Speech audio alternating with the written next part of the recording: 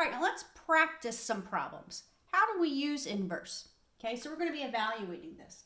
The first one wants us to find the arc sine of -1/2. So the way we interpret this is we deal with the window in which we're looking at it. Inverse sine only goes from -π/2 to +π/2. So if you think about it, it's going from quadrant 4 to quadrant 1. -π/2 to +π/2. So which angle going from -π/2 to +π/2 has a y-coordinate of -1/2? So let me think about it. In quadrant 1, which angle has a y-coordinate of 1/2?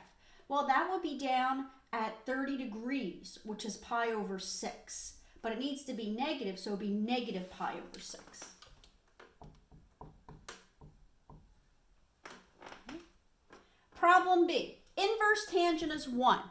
Where does inverse tangent exist? Inverse tangent goes from, remember your notes, inverse tangent goes from -π/2 to +π/2. Going from -π/2 to +π/2, that's quadrant 4 and quadrant 1, which angle has a tangent of 1? Well, it has to be 45 degrees, right? Which in radians is π/4.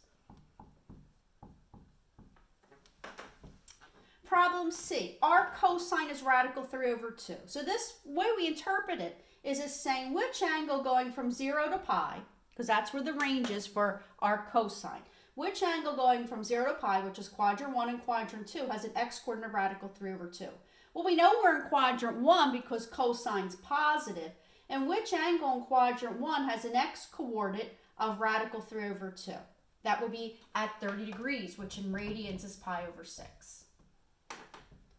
Problem D, inverse sine is 1, and the way we interpret that is think of the range for inverse sine. Inverse sine goes from -π/2 to +π/2. So which angle going from -π/2 to +π/2 has a y-coordinate of 1? Well, that would only be a π/2.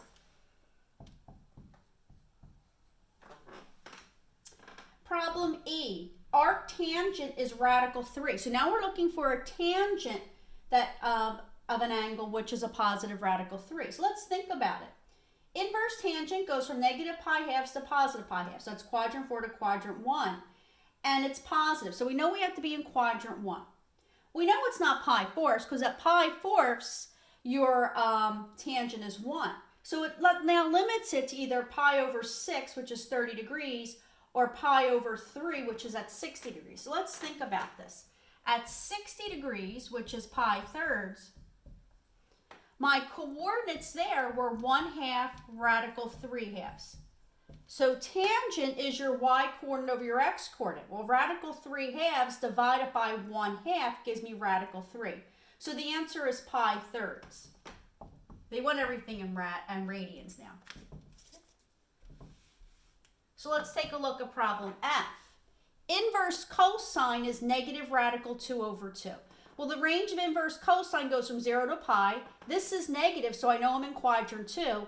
Which angle in quadrant 2 has an x-coordinate of negative radical 2/2? That's right, 45 degrees, which you want it in radians now is π/4. Problem G. Now it's two-part. Inverse tangent of the sine of π/2. What we do is we work from the inside out. So first you analyze the sine of π/2. What is the sine of π/2? Right, the sine of π/2 is 1. Now I got to find the inverse tangent, and they use a capital T, but you can use a lowercase t. This says inverse tangent is 1. Remember, range for inverse tangent goes from -π/2 to +π/2. So which angle going from quadrant 4 to quadrant 1 has a tangent of 1? It's positive, so we know we're in quadrant 1. So what angle in quadrant 1 has a tangent of 1? π/4, and that's your answer. I know these are difficult. The more we do, the better we get with them. And when I meet with you this week, we're going to practice more together. Problem H, inverse sine of the cosine of π/2. Same thing, start from the inside and work out. What is the cosine of π/2? What's your x-coordinate of π/2? Your x-coordinate of π/2 is 0. Now I got to find the inverse sine of that. So that means inverse sine goes from -π/2 to +π/2. Which angle going from -π/2 to +π/2 has a y-coordinate of 0? Well, from -π/2 to +π/2, The only angle that has a y-coordinate of 0 is 0. Okay? All right, I want you to practice some of these on your own. So the assignment, and I'm going to move the camera down, your assignment is to do textbook page number 411. And then I like to do problem numbers 22 to 31 all. Okay? Copy them down, write out nice and neatly. When we meet this week, I am going to practice more with you. We're not done working with these. And then hopefully I'll answer your questions. And then this assignment will be due by Friday. See you soon.